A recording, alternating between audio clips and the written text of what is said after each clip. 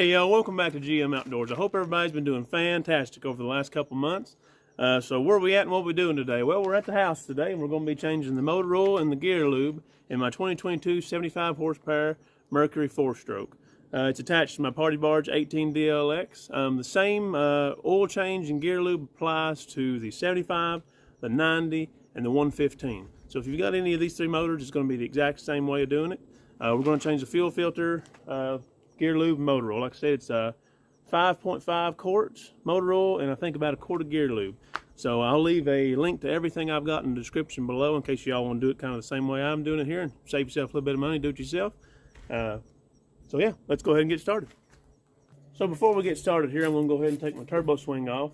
In case y'all don't know what that is a aircraft aluminum piece that keeps everything out of the way, and it's got a pulley that runs along the bar for wakeboarding and tubing and things like that. It makes it so much more convenient, just that much easier to get out there and do it.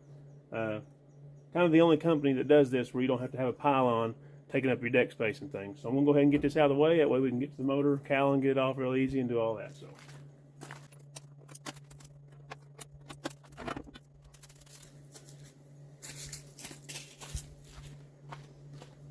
Alright, so now the turbo swing's out of the way. We're going to go ahead and start with the gear lube in the bottom of the motor because it takes a little bit longer for it to drain. So while that's draining, we'll work on the motor oil. So we'll start with the gear lube first. I always tilt the motor up to where I can get a good grip on that propeller and loosen it up to take the prop off. And also, correct me if I'm wrong in the comments, but I've always heard that if you've ran your motor, residual oil and water and things will be up here. And if you tilt this up and allow it to be tilted up for about a minute or so, that gives that oil and things time to move around somehow or another. And then when you tilt it back down, it goes back down in here to where all of it's down here. That's just what I've always done in the past when I've changed boat motor oil and things.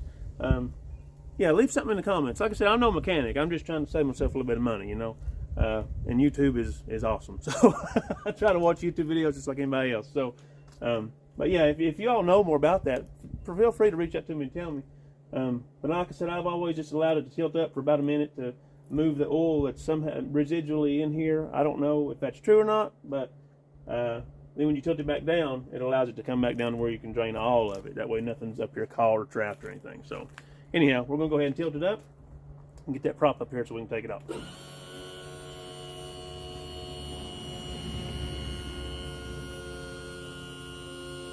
Alright, so now that you got your prop raised up here, there's these little tabs on each side of this nut here that you can pry up off of here that keeps the nut from spinning while you're out there running around on the lake. It's another safety thing there. So I always stick a screwdriver and just kind of pry them away from it just a little bit. That way we don't booger them up and tear them up too bad. And we can go ahead and take that nut off there now. So like I said, this is a 1 1/16 inch nut. And I've always found a lot of people will take a piece of wood and set it up here to hold that prop in its place, because when you try to spin it, the whole thing tries to spin. So I always just seem like I can always get over here and just get a hold of the prop real good and just kind of twist it loose there. That's always seemed to work out for me.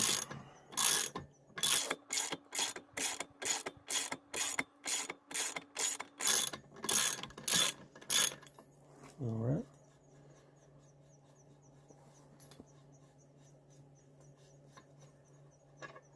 All right, there's that. And here's this little plate here too I was talking about, where I pried them back a little bit because they go just like that, and they'll hug the nut there to keep it from spinning and everything. So, and here's your other plate. And your prop is on some splines down in here, so you want to make sure you pull that out nice and straight. That way you don't mess your splines up. And it should just come right off just like that. Easy peasy. Now we'll go ahead and get our thrust plate out of the way here. Down this little step, you might want to pry up on it just a little bit. Comes right off there like that right there. The flat side always goes towards the lower unit. So, flat side towards the lower unit. Now's a good time to look down in here. See if you see any fishing line caught up in there or anything like that. Which I don't think there's anything looks like in there. That all looks good. You might want to inspect this plastic ring here too. it sets down in there. And if this plastic ring's got any cracks or anything in it, this is what allows exhaust to not escape out of the prop to make it shoot through the prop, I think, if I'm not mistaken. And I've read that if you have a crack in this, or if you're going on the lake and your motor's running fine and you're experiencing a loss of power, not power, but like a loss of efficiency kind of thing, that it might be this ring right here. It allows the exhaust to escape. If it's got a crack in it, it'll come out the sides of the prop instead of going through it, to my understanding. But anyhow, right here is our 10 millimeter, or you can put a flathead in there. Right there's where you drain the lower unit out. So we'll go ahead and crack this loose and tilt it back down.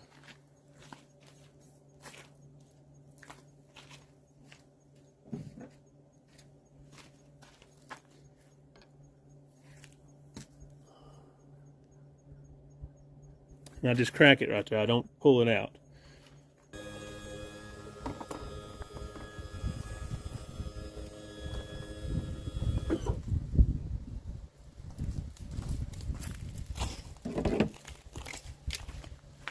Go ahead and take this the rest of the way out.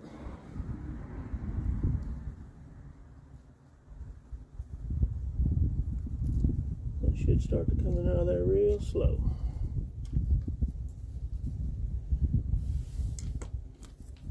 And you want to make sure that you get your washer off of there too. We'll get that off there in a minute. And the reason that's coming out so slow is because there is a vacuum created in there. And right here on this side of the motor is your vent plug. So you want to make sure you take that vent out. When you take that vent out, it's going to move out of there a lot quicker.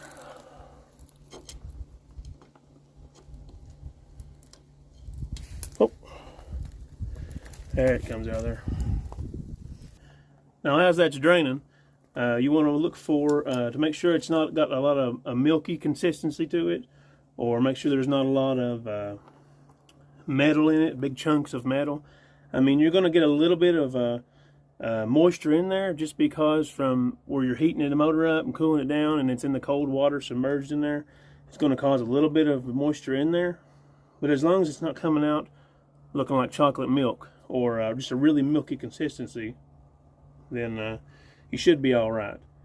So yeah, if you've got a lot of, if it does look like chocolate milk and you've got a lot of water in there, you probably should take it to a dealer or a mechanic. They can hook up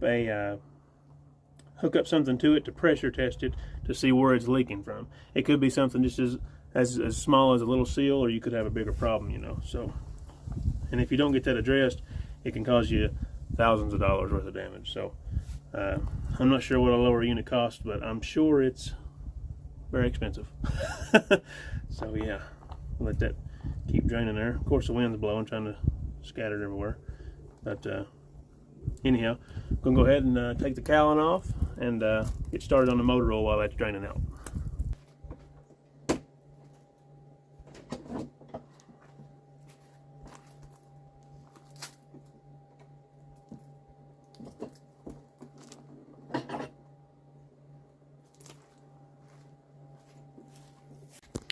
Alrighty guys, so with the cowling off, you've got your engine oil fill cap here. You've got your dipstick right here, oil filter. Got a nice little tray underneath the oil filter to catch any oil that's in there, which we'll probably lay a paper towel in there. Here's your fuel filter here, real easy to get to. It's right there. It's an inline filter, also directional, so we'll go over that in a minute. And then down here is where you'll drain your engine oil at. The kit I ordered comes with a nice tube you pop on there, and you'll unscrew this about a turn and a half, just until you see the oil coming out of the tube and then down into your pan. You do not want to take this all the way out, just enough to get the oil to start flowing. So we'll go ahead and get started on the engine oil now. Alrighty y'all, so this here is the kit that I ordered to do the oil change on the motor. It comes with 5 quarts of oil, an oil filter, and the drain tube. This does not have enough oil in it to do the entire oil change. The motor requires 5.5 quarts. This comes with 5, so you will need to buy an additional quart of oil to go with this. Also, there was a little bit of confusion for me on the oil filter. It looks like they had changed the size of the filter, or one become obsolete, and they substituted something. So I just went ahead and ordered the actual Mercury filter, so that way I knew when I got started that I would have the right filter. I've ordered the same one that's on it from Mercury. I'm sure this other filter's fine. I'm going to go ahead and look at it and compare the two here in a minute. But yeah, anyway, you will need to order an extra quart of oil for this kit. All it comes with is 5 quarts of oil, oil filter, and the drain tube. And this is for the 2.1 liter, 75, 90, and 115 horsepower Mercury 4-stroke motors. So anyhow, let's go ahead and get started. All right, so here's the plastic hose that comes with that kit. I wish it was a little bit longer, so we're going to figure out. It's supposed to make it less messy, but I don't know. We'll figure out what happened here. So you slide that on that drain plug there, real good and snug on there. And this is going to be a 5/8. And like I said, you just want to kind of break it loose. Don't take it all the way out. Just unscrew it until you see the oil come out, which should be about 1.5 turns or so, something like that. There it comes out now. So about 1.5 turns is what I'm seeing. So go ahead and let that start draining. Yeah. So that tube does keep it off the side of the motor. Makes it a little bit better, a little bit cleaner. But I do wish the tube was just a little bit longer. Oh well, does the job, I reckon. Alright, so while that's draining at the bottom, I always like to pull the dipstick out just a little bit. Let it get some more airflow and maybe allow it to drain quicker. I don't know if it does anything or not. I do that with cars and everything. So got my oil filter wrench here. Old trusty. Seen a lot of oil. Let's see here. So go ahead and get that on there. Just kind of give it a little pull there. Let it come off a little bit. There we go. Before I get that off any further, I'll get a little paper towel down in there just in case. Just in case. Wants to pour out everywhere. Which Mercury is pretty cool now these days. His newer motors got this little drain, this little trough type deal here underneath the filter to catch any oil that might pour out of there. I'll lay a little paper towel in there just to let it soak it up. Go ahead and take this filter off.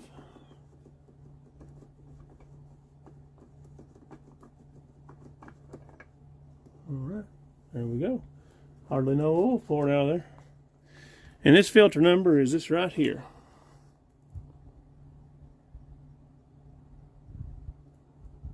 Leave that up there for a second. Alright, so here is the new filter that I bought. It's the same as the one I just took off from Mercury. And this here is the filter that came with that Quicksilver kit that I ordered. It is the exact same size. I'm sure it would be fine and work the same. I just wanted to show you that this is the number for Quicksilver if you wanted to use their filter. There was a confusion to me on the internet. They kind of cross-matched something, and I was kind of worried that the new filter that they had substituted or one of them came obsolete or whatever, that it wouldn't fit. So I wanted to make sure. So I went ahead and bought an original Mercury filter to go back on. So I'll probably just put this one back up on the shelf in case I ever need it for some reason, or you just never know. So I'm going to put the Mercury stock one on instead of this one. But this one would work, I'm sure. Just wanted to show you the number in case you needed a reference. Go ahead and get all this cleaned off here. Wipe it down real good. Get all the oil off there. Always make sure you didn't leave your gasket from your old filter on here. I've done that in the past with a car, and it's not pretty. When I first started working on stuff, changing my own oil and things, I was about 16. And I left, I double gasketed it basically, and it was a lot of a big old oil streak down the road. So go ahead and wipe that off, get it clean. Here's the new gasket, like I said, or a new oil filter. I'm going to get a little bit of oil that's draining out down here and rub around the rim here. Get it all lubed up. That way when you just tighten it on there, don't tear, and it goes on real nice and smooth.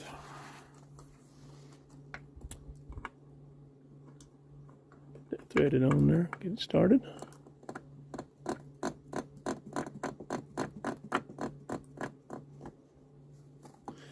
And snug it up.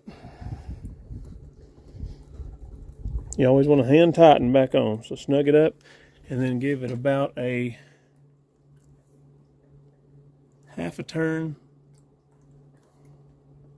more. Alrighty, so this oil is basically done draining now. Go ahead and tighten her back up.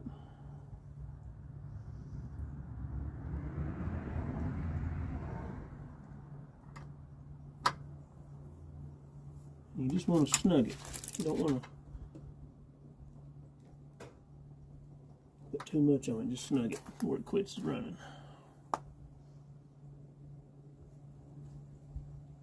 Alrighty, so now that we've drained our oil, we've got our oil filter back on, we got our drain plug tightened back up. We're going to go ahead and put 5.5 quarts of 10W30 4-stroke up here on the top of our refill cap on the top of the motor. Go ahead and take that off. We'll set it over here. And we'll get to pouring.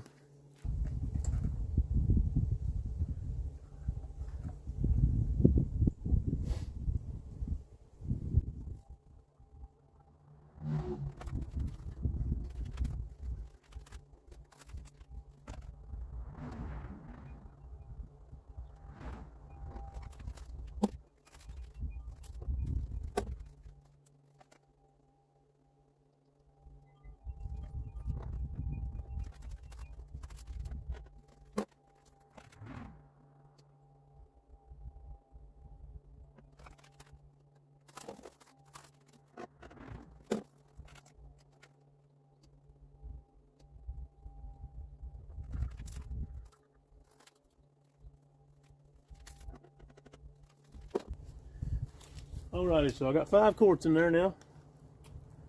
So we're gonna pour about half of this one in there. That should be good. About half of that one. I'm gonna pour this one in there real slow so I don't overfill it.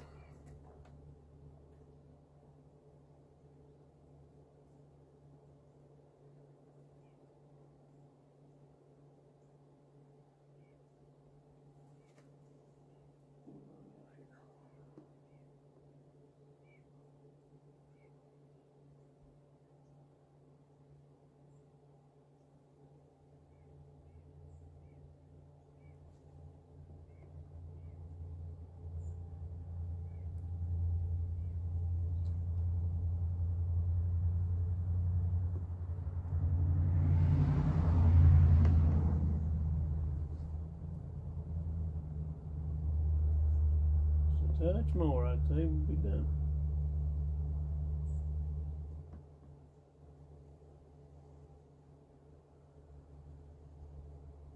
Perfect. Alrighty, so I got my fill cap back on, and I'm going to check my levels here right quick. Alright, so what you're wanting is about halfway to full, and I'm sitting at about 3/4. Probably can't see that, but I'm sitting at about 3/4 of the way up, which is perfect. Let's check it one more time so I can sleep good tonight.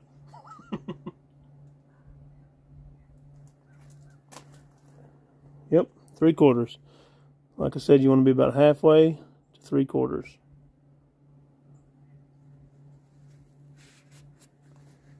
That's 5.5 quarts. Alright, let's go ahead and change this fuel filter. Alrighty, so your fuel filter is right here underneath your oil filter and everything. It's inline. Here is the part. Let's see if I can't focus on that number there. And there's the number. Inline fuel filter. It is directional, and you want to make sure that you're pointing it in the direction towards the motor. So this will be the front, and this will be the back. This will be the source from your fuel tank to your motor. And there's a little arrow. I don't know if you can see it really good or not.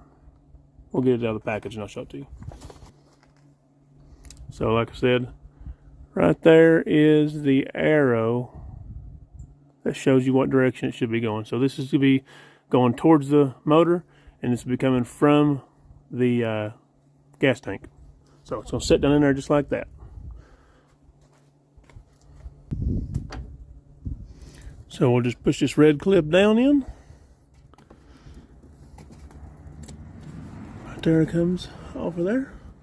Hold it up. There's another red clip back here you want to push. If I can get to it. And you'll just slide right out of there. Like that.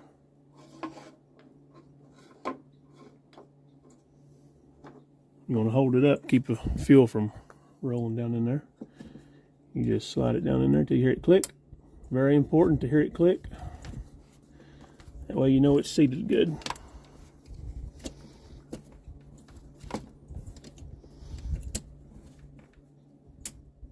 There's your click.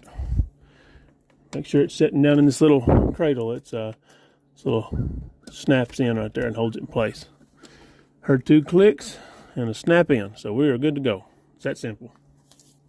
Alrighty, y'all. So now the gear lube should be done draining out of the lower unit by now. By the time you got your oil filled up, your oil changed, everything's done. So that's why we started it first, because it takes a little while to come out of there, because it's 90 weight. So I got a pump here from Walmart with the metal. It's metal instead of plastic. I like it a lot better. Got a nice O-ring. You get the plastic ones and they kind of break sometimes, but I like the metal. It's reusable, good. And this one's from last year's oil change or gear lube change, and I got a brand new quart here. So I'm gonna. I got about a half a quart in this, maybe a quarter quart in this, and filling it up. I think it holds about a quart in the bottom. So we'll use this bottle, and then we'll start using this. And hopefully I'll have a little bit left over for it, just in case. I like to have extras and things. So, yeah, we'll go ahead and start pumping this up. Wipe it down, get it cleaned up a little bit, and go ahead and start filling it up. All right, so the end of this here, we'll just thread right into the bottom of that right there. Just thread it on in there all the way up to the O-ring.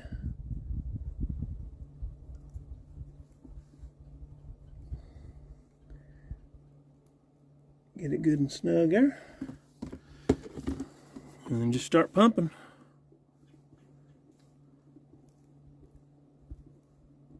So what you're doing here is you're just pumping this until it runs out of that vent hole right here. Like I said, this is probably just a little bit of about a quarter quart, half a quart right here. So I'll have to switch bottles here in just a second.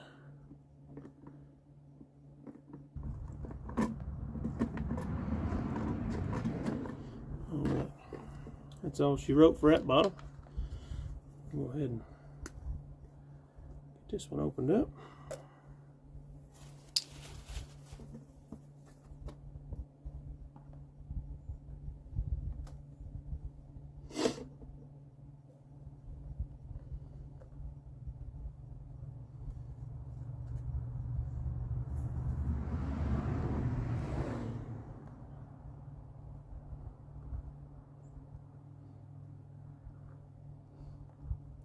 I don't know if I mentioned this earlier or not, but you want to do this, change your engine oil and gear lube every 100 hours or annually before wintertime, before it gets too cold in your area. The reason you want to do this before winter is because if there is water in there and it gets below freezing, then it could freeze and expand in there and bust your lower unit. And like I said earlier, I don't know how much a lower unit costs, but everything goes up each year, so I would imagine it'd be a pretty penny to get a new lower unit. And this here's a fraction of the cost, so we're just going to keep on pumping until we see it come out of that hole up there.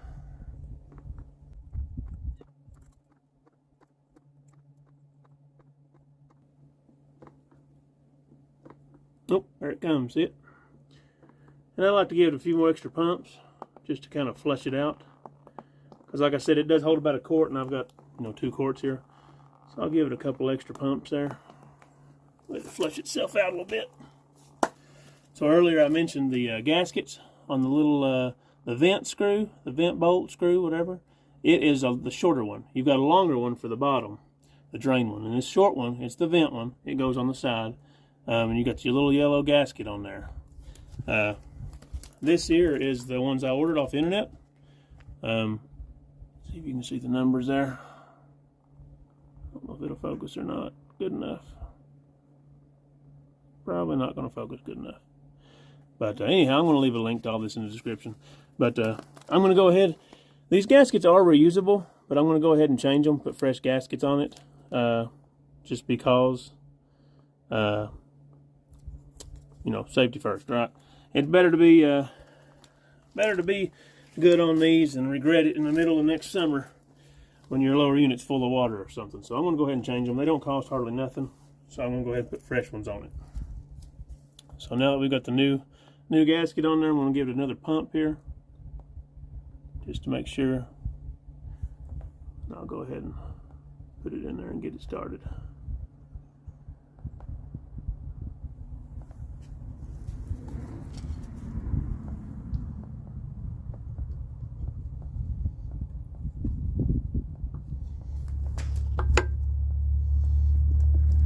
Get it good and snug. Go ahead and wipe this off.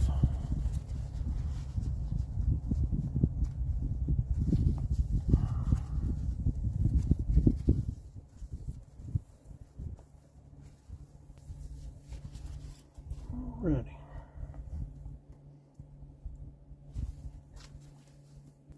And here's that drain plug I was telling you about. It is a little bit longer than the other one, and it goes in the bottom here. I done put my new gasket on there. So with that top screw being screwed in up there, the vent screw, it won't come flying out like it would with it out. So you always want to put that one in first, and I always like to give it like a half a pump more right there. Yeah, about a half a pump. Then start unscrewing it here. And you've got some time, like I said, because that vent is capped off now. So you don't have to freak out and take off trying to fly through here and do it. But you want to do it as fast as you can.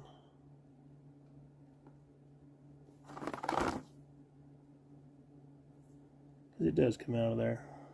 Just not as fast. Well,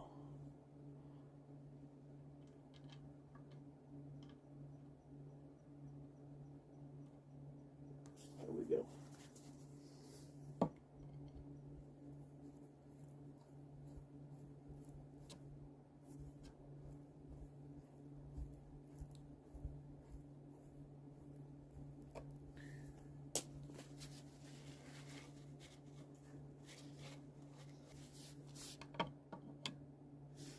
And like I said, just snug it up real good.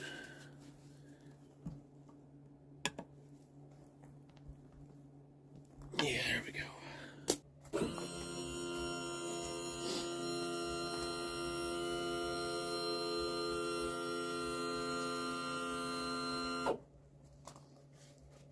Alrighty, y'all. So before we put the thruster plate back on and the prop on and all that, I put some of this high performance extreme grease. It's for drive shaft splines, throttle shift cables, steering systems, you know, disc brakes, ball joints, chassis. Anyway, I always like to put some right around, let me see if I can't get it to focus there, yeah. Right around this here, because it's tapered. So when that thrust plate comes up on there, I like to have some of it right around it there. To let it slide up on there good. Then I'll put some on these splines too, just so everything goes on nice and easy and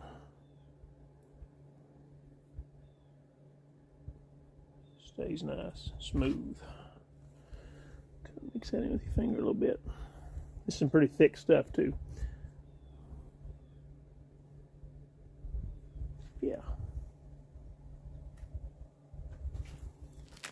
Alright, so your thruster plate goes on first with the flat side towards the lower unit. So it goes in there just like it's right here. Just like that.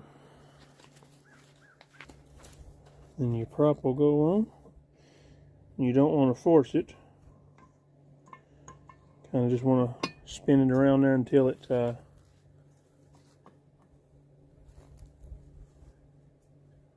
slides on. Alright. Then this little plate right here, got the 2 notches here on this here, that'll set down there just like that. Those goes in those grooves there. Last but not least, your nut there.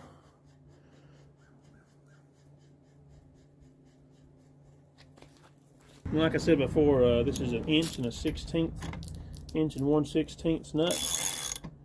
Start tightening it up.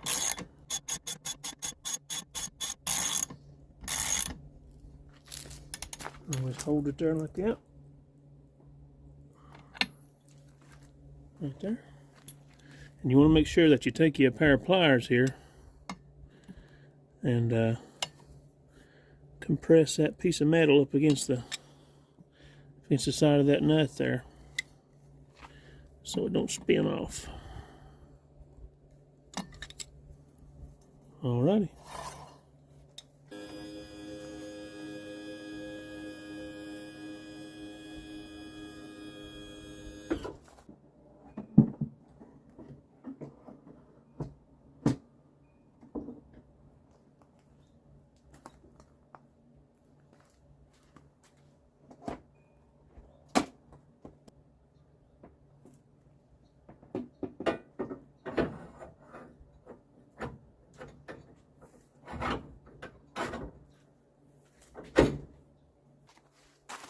Alrighty, y'all, so that's going to wrap it up for this video. Like I said, I'll leave a link to everything I use in the description below. I got everything off of Amazon, so it's pretty easy, pretty straightforward to find, just making sure you get the right parts. But you can just click the links below. And this is on a 75 4-stroke Mercury. The 75, the 90, and the 115 are all identical when it comes to oil changes and gear lube changes.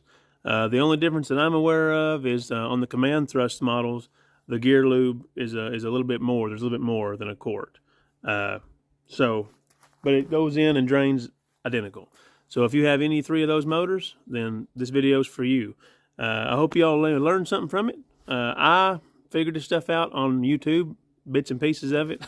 So I wanted to make a video that really showed everything in depth, kind of up close, and just for a normal average Joe guy, you know, like myself. So I called Bass Pro Shop. That would have been the people who I would have had to take it to get it changed, and they were going to charge me like $225, $300 to get this done. Not to mention it would have took me a whole day, you know, because they're about an hour and a half away from me to drag my boat over there, sit around, if they could even do it the same day. I don't know. I've never done it before. There is a 3-year service. I believe it's 3 years where they change my impeller and things like that. If it was an older boat, I would probably do it myself. I've done it before in the past with some help from a friend. But where this is a brand new boat, I'll probably take it to them to do that because I don't feel comfortable doing that on a new boat. So, but I will change my oil and do my gear lube like this. Pretty straightforward process. I hope it helps somebody. Maybe you can save it to your playlist and look at it every year, every time you want to change yours, you know. So, anyhow, I sure do appreciate y'all watching this video. I hope it helps somebody. And if you like it, you know, make sure you give it a thumbs up. Maybe like and subscribe to the channel. Most of the time I'm doing camping, but every now and then I'll throw up a how-to video. You know, I did a leveling kit on my Ram truck, you know, a little while back, and that seemed to help a lot of people. A lot of people emailed me and commented on some stuff. So, anyhow, I hope you enjoyed the video. Thank you all for sticking around, and I'll see you on the next one. Have a good week. Alrighty, y'all. Welcome back to GM Outdoors. Woo. Got that done.